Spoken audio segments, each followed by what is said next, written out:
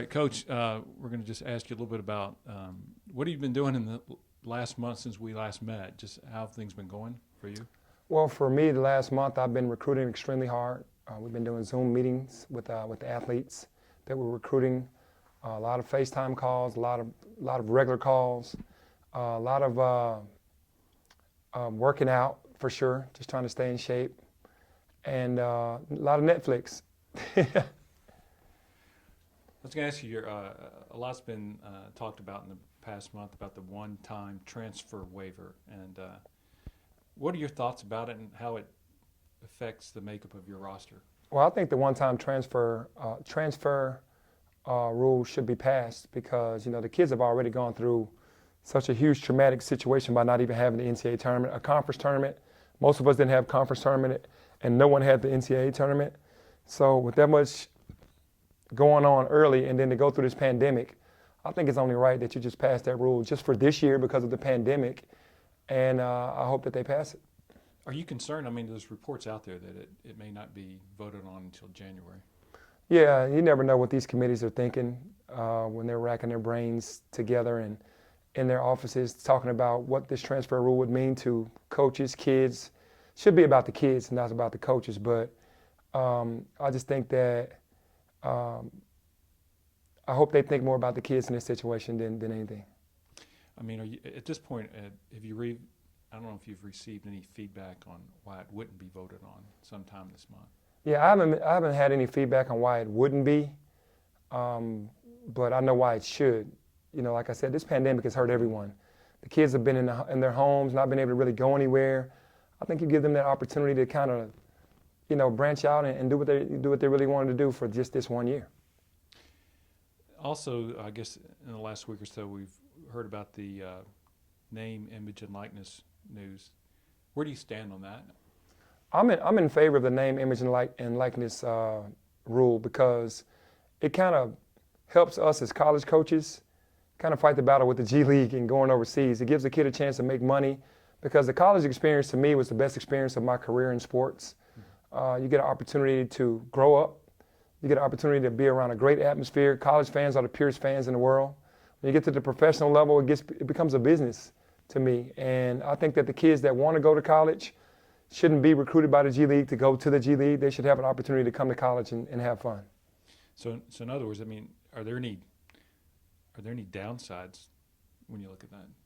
I don't have any downsides of that. I think a kid should be able to make money on his name and likeness, and I don't see any downside. I mean, could it affect team dynamics? Well, first of all, I don't think it can affect team dynamics because everybody knows who's a five-star, superstar guy. Yeah. You couldn't deny certain guys on the team as being the guys that can make the most money. And they're going to be guys that take the most shots, play the most minutes. So, I mean, it's just the pecking order that it goes in. I know you kind of mentioned this earlier, but as far as your stance on the bold steps and the G League and I guess swaying potential one-and-done guys their way, is there anything the NCAA could do or should do in response? Well, for me, I didn't think that the G League was built, and I could be wrong, to go and recruit kids that want to go to college out of going to college. I thought that they were going to be the organization that was going to be, if you want to go overseas or you absolutely did not want to play college 100%, that this would be the best situation for you before you go into the NBA. But taking guys out of their commitments and they've already signed and continue to talking to their parents, it's almost like tampering. I really don't agree. I don't agree with that.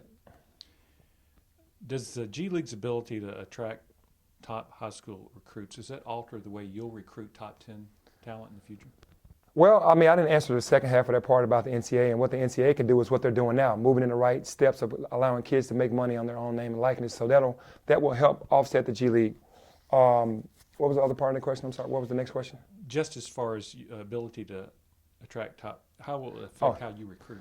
Yeah, it will affect how we recruit if the NCAA doesn't do something about it.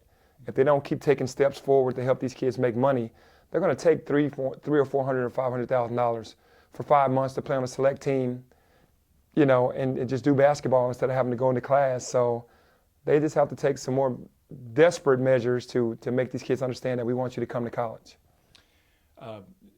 since we met last, we haven't. I guess in that time you've signed a couple of players, Ahmad, Rand, Landers, and Ali. If Landers is eligible during the upcoming season, it appears you'll go guard heavy most of the time. Is that fair to say? And two, what does having Landers and Ali mean for the roles of the returnees like Lester and DJ? Well, first of all, two great additions with Landers and Ahmad. We don't know if we're going to go guard heavy because we're not finished recruiting yet, so we don't know what the makeup of the entire team is going to be. But having him gives you more options, because he can play all over the floor and be a matchup problem everywhere. And the same thing with Ahmad. He understands who he is and defensive player with energy. But what it means for Lester and DJ, nothing. They're going to all play. They're going to all go out there and contribute. And going into this season, DJ Jeffries is our guy. He's the leading scorer coming into this season. So even though he got injured, he's going to be a huge focal point. And Lester, we're expecting huge things out of him. Quick reports I know on as far as DJ. He seems. Are you hearing anything good, bad? DJ's looking great. He's looking great. He's had the time off. He's gotten stronger, bigger, and is locked in and focused on whenever the season is ready to start. He'll be ready. I know there were reports circulating last week that Landers was going to test NBA waters. Now he's back. How will his game benefit from another season at the college level? Well, yeah, most of these kids, they put their names in to try to get information. They might not even want to really go. They want to gather information so when they go into the season, it's a two-edged sword. They want to do well for the school, but they also want to promote themselves to get to their dream. And I think where it will help Landers the most is because at Virginia Tech, they played him at the 4 and 5. He's more of a 2-3, 3-4, like in that area. So it'll help him in our system show that he can open up the floor and that he can do things on the perimeter that he wasn't really allowed to do. And that'll really help him staying in for a year and also understand the knowledge and of what he needs going to the next level through our staff. What do you like most about him? I mean, is it shooting ability? First of all, what I like about him is that he's not afraid of the moment. Mm-hmm. He's played in the ACC and averaged some really good numbers. That's pretty big time when you know what the ACC is all about. Secondly, his shooting. He would come in and instantly be our best shooter. He's a guy that shot the ball really well in the ACC, and at his size, that's a big plus. I think I was most impressed his very first game. He comes out against Clemson and has 30. Yeah. He's not afraid of the moment, like you said. No, he's not. After adding Ahmad and Landers, how would you like to see the rest of this year's recruiting class take shape? For me, you have to see how it pans out, how the rulings are going to happen or whatever, but we're obviously going to need another big, to me. I think that we want to keep searching for that. If we don't, then, it's going to be a lot on Malcolm's shoulders, coming off injury, coming off a freshman year. Isaiah Stokes is definitely a veteran, but it's almost like you want one more. A guy that can protect that rim. We want a rim protector guy, that rebounder, and that's no knock on the guys that we already have, but you just keep searching for the best fit for the team because now we can go after fit and not just talent. So as far as a feel for when you might fill those spots, is there any? I mean, we're recruiting hard, so there's really no time frame on it because most of the kids they put their names in and they're not going to get an agent and then going to see how it goes. So at this point, do you have any expectation or hope of when you'll get the team back together? I don't. I'm hoping that it's this fall because that means that we'll have a season. And anytime this fall is good with me. It doesn't have to start on time as long as we start. I just want to start the season. Even though the season's 5 months away, I mean, do you have any expectations with the way this group's coming together, what they'll be like?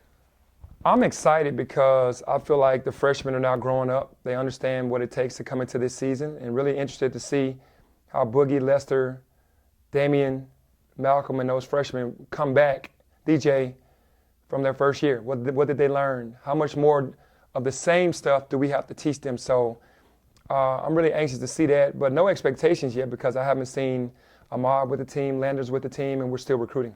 You feel pretty good about what you've heard back from them about what they're trying to do to kind of stay in shape?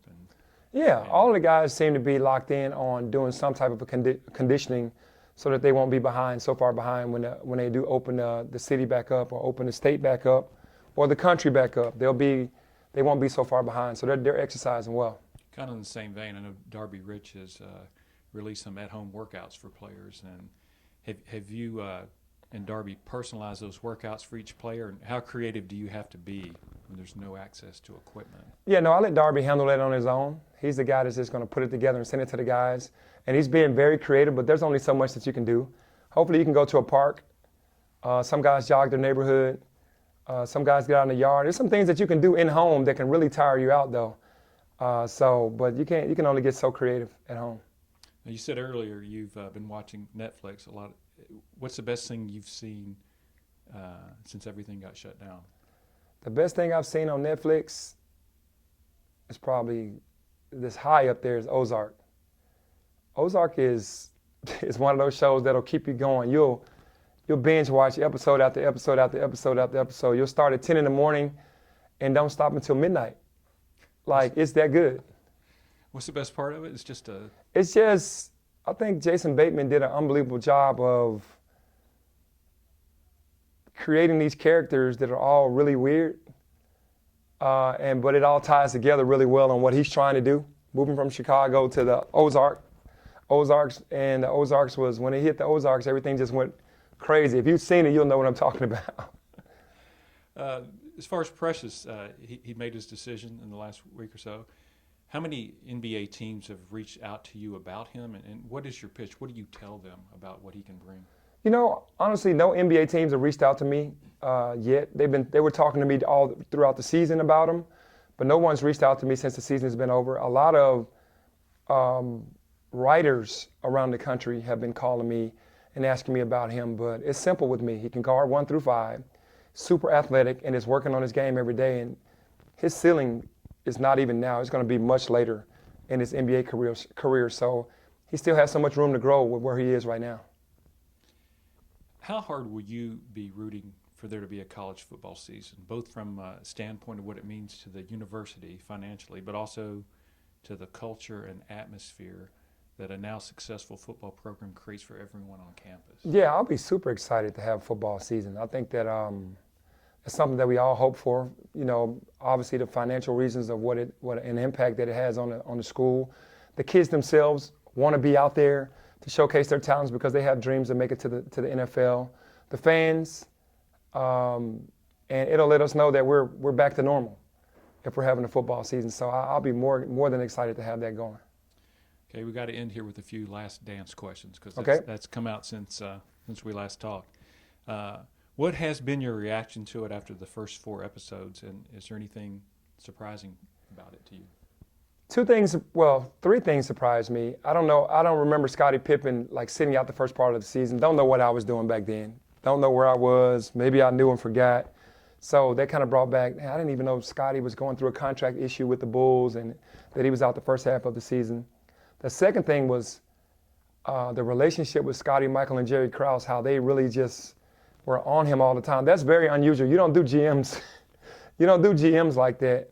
And the third thing was Dennis Rodman's vacation that he took during the season that was supposed to be for 48 hours. You don't even get a day, but you got 48 hours, and 5 days later, Michael Jordan has to come and get you from a hotel in Vegas. That's absurd. And then they were still winning. Mm-hmm. Crazy. You never had a teammate you had to go rescue in Vegas? No. Never played with Dennis. What memories come back to you when you watch that? The memories that come back to me is when I was in the league, Michael Jordan wasn't in the league. He came back.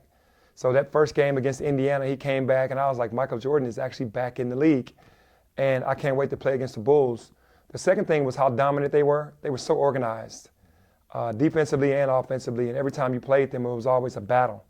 I remember those things. As a competitor, you love that, though, right? Oh, yeah. Really enjoyed playing against those guys. What is your I guess, favorite MJ memory competing against him on the court? My favorite MJ memory, and I'm not trying to, give myself a plug, but when he first came back, they didn't make a shoe that year for him. He could have worn one of his old pairs of shoes. He ended up wearing a pair of my shoes in the series against us, and that was really weird seeing him with my shoes on and not playing in his. So that was amazing. That was crazy as far as my encounter with him, just seeing him wear my shoes in the series and not his own. Last question has to do with, I know I heard you share a story once about how competitive Michael was on the golf course when you Mm-hmm. played with him. Mm-hmm. What was that, and what was it like playing with Michael? Michael definitely is OD'd on competitive nature. Like, he can't lose. He's going to keep betting you until he wins. If he does lose, he's going to rag you for taking the money. He lives for speed. He lives for, like, the competitive nature. He'll bet everybody in the group on every single thing. I bet I can drive it further than you. I bet I can hit it closer to the hole than you. I bet I make this putt 10,000 to your 1,000. I mean, that's just who he is. He's always having to compete in every single thing that he does. It just describes who he is to it. It is. All right, that's it for this time. Coach, thanks so much.